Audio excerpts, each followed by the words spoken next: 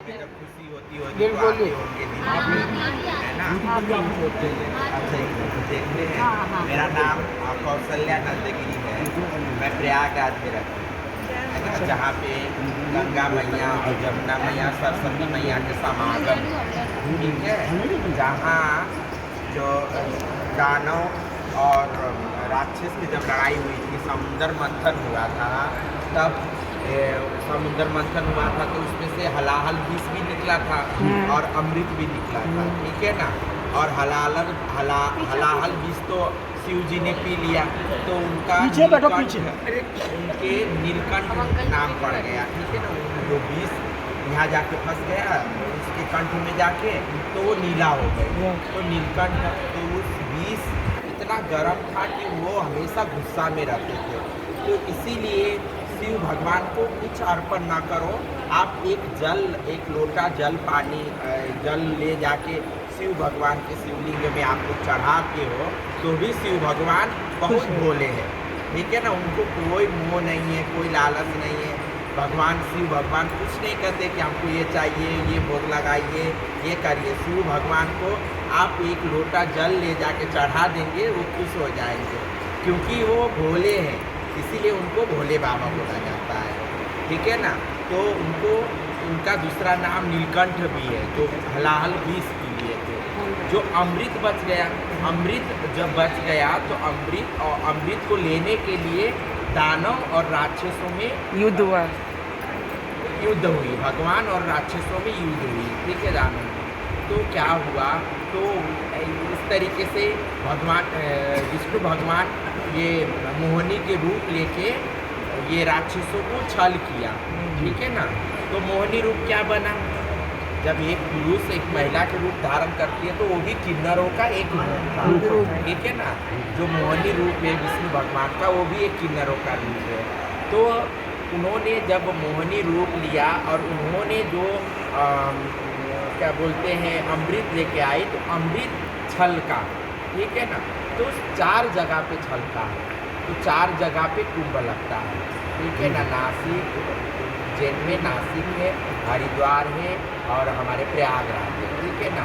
और इस जगह पे कुंभ लगती है। तो पहला अमृत प्रयागराज में ही छलका।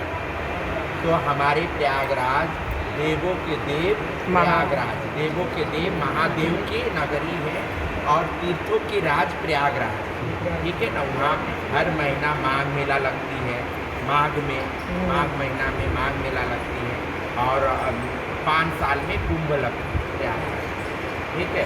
तो मैं प्रयागराज की रहने वाली हूँ, मेरा आश्रम प्रयागराज में है और कल नरेंद्र मोदी जी का रोड शो हो रही है।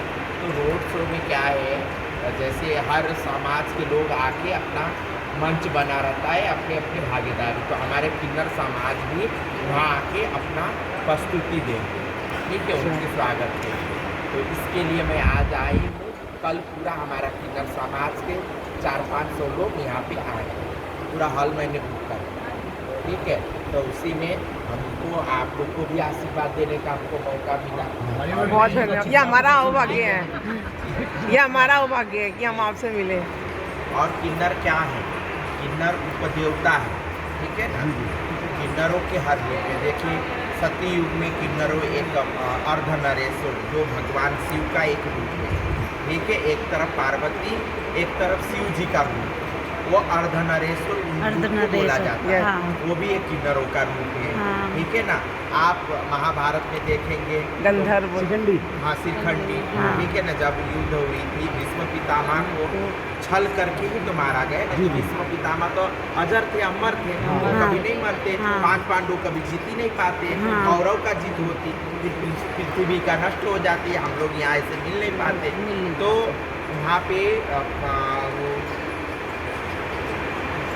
तो इस तरीके से वहाँ पे शिखंडी का रूप जो है वो भी एक किन्नरों का रूप है।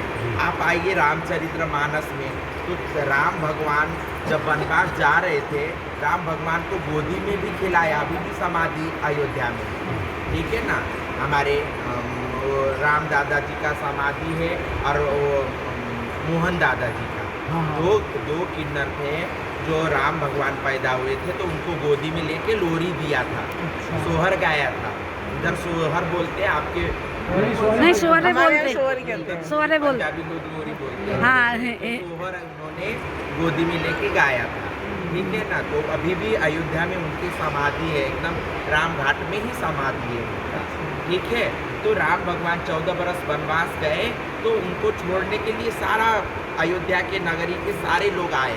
तमास नदी, ये नहीं कि सरजू घाट पे, तमास नदी है। अभी तमास नदी तो एकदम नाली में परिणित हो गया, वो नदी था अब बहुत गंदा हो गया है, पूरा एकदम छोटी सी हो गई है। ये सब चीज़ करने के लिए हम जिम्मेवार हैं, ठीक है। वातावरण को, प्रकृति को छेड़छाड़ हम लोग करते हैं, वातावरण को प्रदूषण हम लोग करते हैं। अब अभी तो हम लोग जी रहे हैं, आने वाले संतति को क्या हम लोग देके जाएंगे। पेड़ इतना कट रहे हैं, इतना वातावरण प्रदूषण हो रही है। तो इस तरीके से जब उनको राम भगवान को विदाई देने के लिए आए हैं तो उसमें किन्नर भी आए थे।